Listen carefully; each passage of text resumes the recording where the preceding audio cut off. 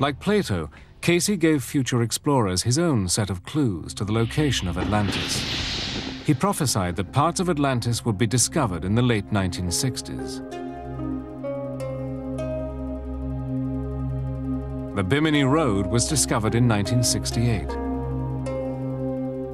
Casey died in 1945, but his vision has lived on in his organization, the ARE Edgar Casey Foundation.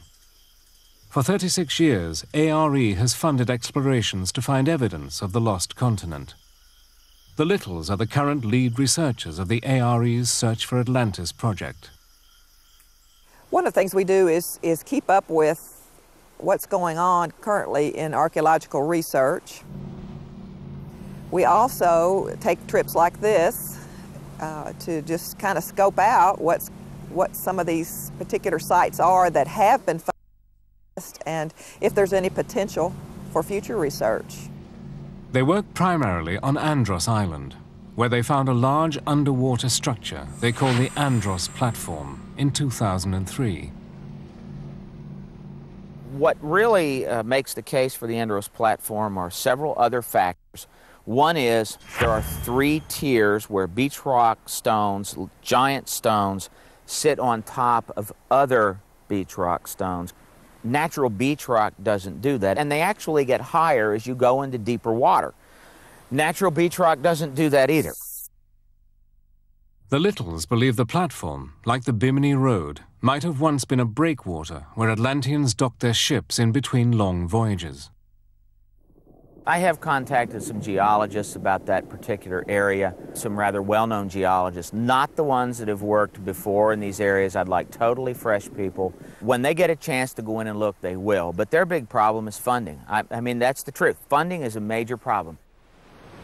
While they wait, they continue to investigate other possible clues of Atlantis. On their last visit, they decided to look into a story about an underwater cave discovered in the 70s.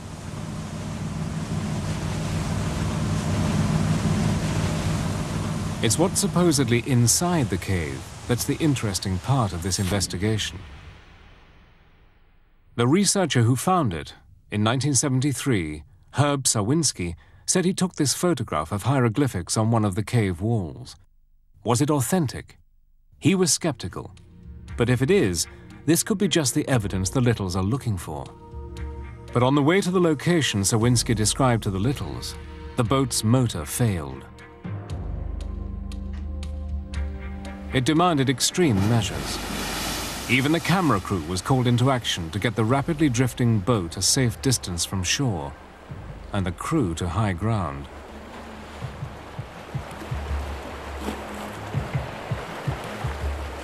Still, they were only a short distance from the reported cave site. So it would be in this sandy part here. And the Littles quickly found a helping hand. There was one there? A local who used to dive in a hole on the beach that had underwater caves. That's right. Ah, the disappearing blue hole. So just about where Mickey's standing now, where this... Little further, little further. Did you ever go in it? I used to dive in that. Yeah? A few years ago, it used to come and go. Yeah. Come and Fill go. it full of sand and then wash out later, is that it? Yeah. Right. Could you walk us to it and show us about where it was? But we used to fish in it, you know, right in this area. So somewhere right here. In that area. I can't directly see. Right, because it's As I come in. gone. Well, I really, really appreciate it more than you know. Yeah, but that's definitely a hole. You know, The digging began, but the Littles weren't prepared for a land dig. They thought from their research that the cave was in the ocean. Here are 2 holes. Yeah, there's holes There's here air bubbling up. attached to it. But the local story has inspired them. There might be a blue hole straight out. This whole island is a labyrinth of caves. The whole island is a labyrinth. We got a hole, Mick. Got a hole? Yes, sir. Caves aren't unusual. Mick, did we bring a rope with us? No. But it's the carvings in the caves here that would be very unusual. And isn't it just like this kind of research that if this is the only petroglyph on Andros, it would be right here. Don't break that thing on me.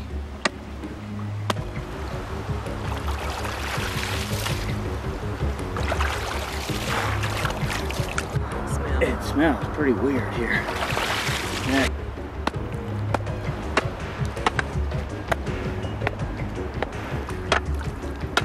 Beach rock is soft.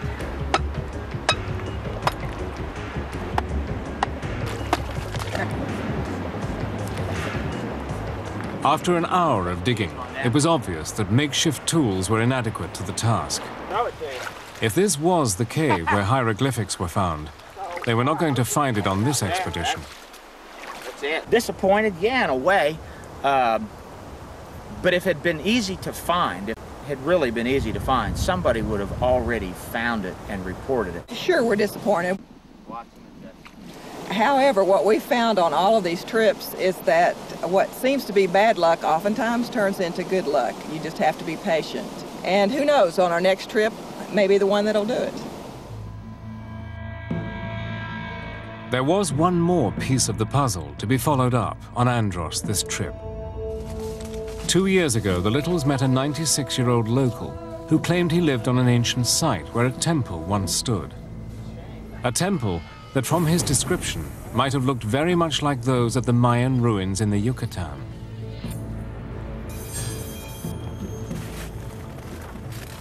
This site's of interest to us for a couple of reasons. One is that it does appear that it predates what traditional archaeology says were the first people that were here. The other thing is that it really fits our theory, and the theory is that there was an Ice Age era maritime culture that actually was in the whole Caribbean and in the Gulf. North Andros would have been a port sort of on the outer edge. Bimini well could have been a port on the outer edge. Central Andros, this would be the ideal place for another port. This would be an ideal place for them to stop, and this is such a great lookout. They could see anything in the deep water channel out here. The stories of ancient navigators and their homeland in the middle of the ocean had been passed down from generation to generation, from the Bahamas, the United States, to the Yucatan. There are even those who believe descendants of Atlantis continue to walk the earth.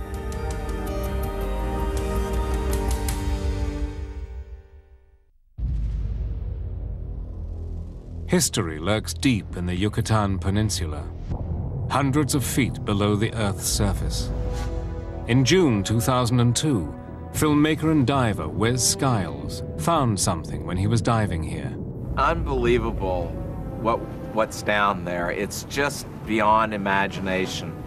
I've dove places all over the world and caves all over the world, but to go down in this capsule of well-preserved artifacts, it gave me instant chills, because lying down all around the bottom are these bones and bodies, and I was like, my gosh, you know, what happened here?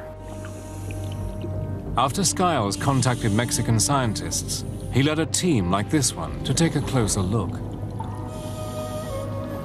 Like divers, scientists are used to diving in these cenotes. They study them for clues to the Yucatan's history. Some archaeologists believe humans walked in these seemingly bottomless pits before the Ice Age flooded them. But in cave diving, a diver can never be too confident.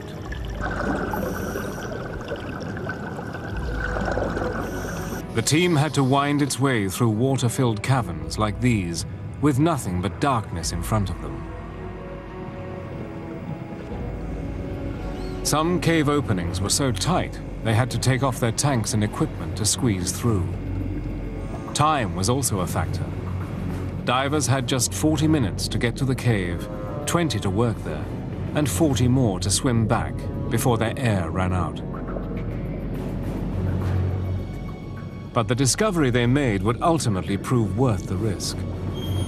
In the depths of the remote cenote, they found a well-preserved human skeleton, like this, the first fully articulated skeleton ever found in the cenotes.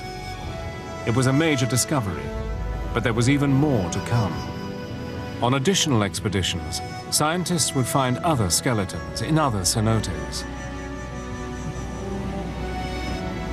2 years later, radiocarbon dating tests